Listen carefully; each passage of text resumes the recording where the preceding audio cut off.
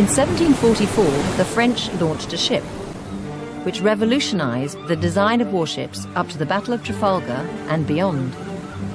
L'Invincible was a sleek, highly maneuverable 74-gun sailing ship and the pride of the French Navy. This third-rate man of war was superior to the British equivalent. Her design, strength and speed made her a formidable enemy.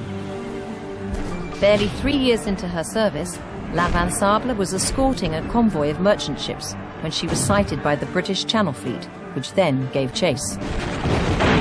Alone, she fought valiantly against 6 British warships to defend the fleeing convoy. But, in the end, crippled and with half her crew either dead or wounded, L'Invincible's commander, Captain Chevalier de Saint-Georges, had to surrender his ship and his sword to Admiral Lord Anson, who remarked, "A prodigious fine ship and vastly large. I think she is longer than any ship in our fleet, and is quite new." After extensive repairs and with her name anglicised, the Invincible took up the British naval flag, and she became the inspirational template for building third-rate man-of-wars. By 1805, when Lord Nelson took his great victory at Trafalgar against the combined fleet of the French and Spanish, over half the ships on both sides were of this singular design. Although her legacy was long-lasting, the Invincible's career was short. In 1758, a decade after her capture, the Invincible had just started her journey to North America as part of the expedition to retake the French fort at Louisburg, when, fully laden with troops and supplies for fighting a campaign far from home, disaster struck. The warship grounded on horsetail sand in the Solent Channel. Caught on a dropping tide, the Invincible was trapped. Pounded by heavy seas, it was "All hands on deck!" as the crew fought hard to remove the guns and stores in order to try and free her from the treacherous sands.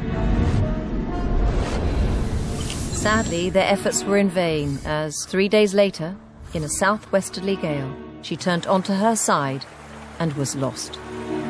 Fortunately, all of them lived to tell their tales. And now we continue the story of the Invincible as we explore the wreck and share with you our discoveries.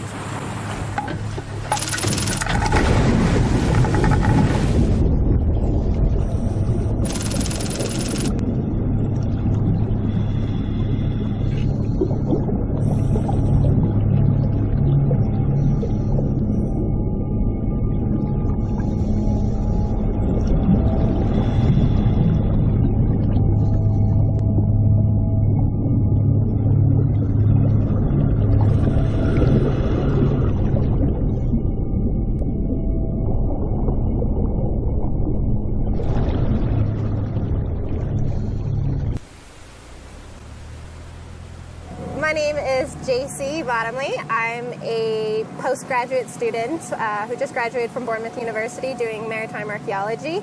I came to do some volunteer work on the HMS Invincible. This is my 3rd year here, and today we were tasked with doing a drawing of what on this ship we have nicknamed the pork chop, which is some timbers that have been brought closer to the shop.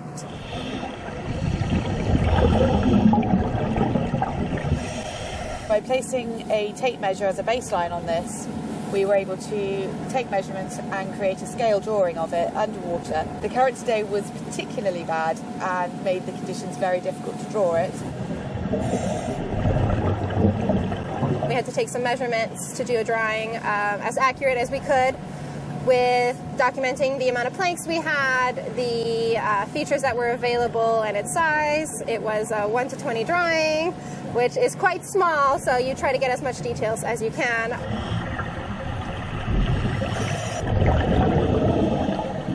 This afternoon, the current was extremely strong. It was quite difficult to do it. We were kicking against it the entire time, struggling to stay close to the pork chop. It was quite difficult.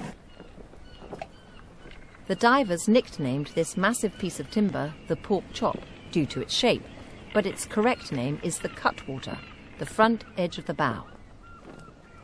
It was designed to divide the water as the ship sailed forward, and it also supported the figurehead.